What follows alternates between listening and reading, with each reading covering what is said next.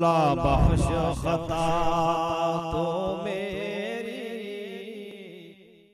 ताकि अल्लाह हमारे गुनाहों को बख्शे।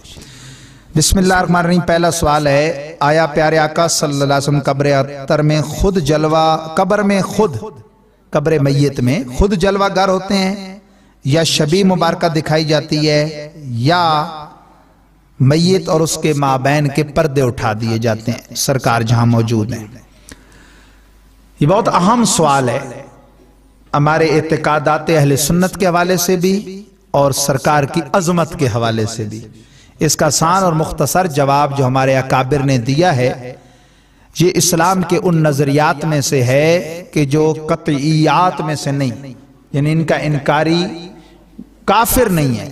अगर अपने सूखे और रूखेपन की वजह से करता है तो गुमराह जरूर है। खुलासा यह है कि हमारे आका सल्लल्लाहु अलैहि वसल्लम अल्लाह की तरफ से दी गई हयाते अबदी के साथ अपने मज़ार फैज़ुल अनवार में आज भी इस तरह हैं जिस तरह अपनी हयाते ज़हरी में थे। सिर्फ उनके और हमारे दरमियान पर्दे आ गए हैं।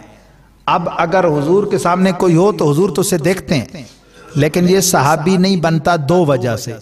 एक तो हुजूर को ये नहीं देख रहा होता, दूसरा अगर वो सोबत वाली बात हम लें कि देखना तो शर्त नहीं था, नाबीना भी साबी होता है, तो वो इसलिए नहीं कि वो जमाना ज़हरी हयात की कैद है।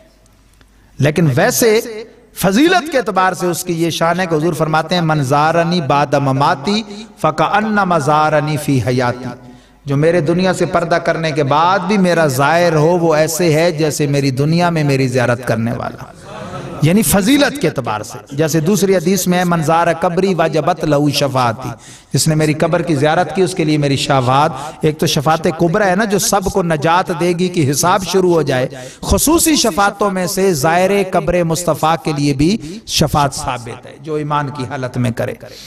अब यह कि सरकार, पहली बात है कि इमाम मुहक्किक आलूसी ने, इमाम जलालुद्दीन सुयूती ने शरह सुदूर में लिखा है कि सवालाते कब्र इस उम्मत का खास है, पहली उम्मतों से नहीं होते थे। इस उम्मत में फिर नाबालगों से नहीं होते, बालगों से होते हैं।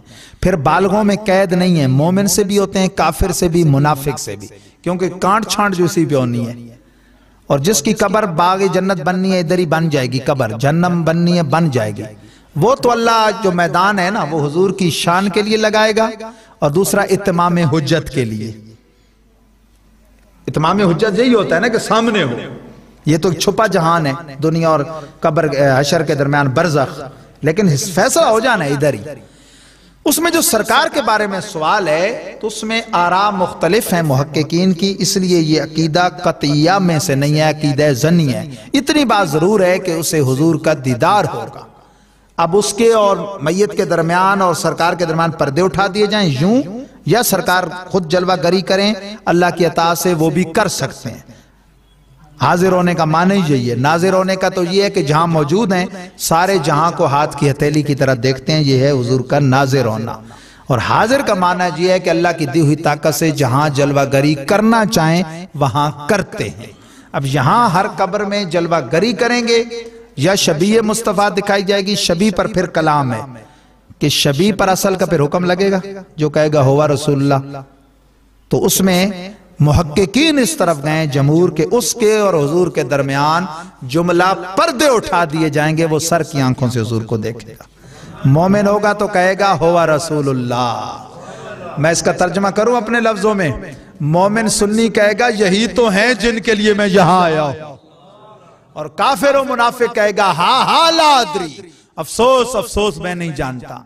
अकूल मा यकूलुन नास, मैं तो वही बक देता था जो लोग इनके बारे में बक देते थे।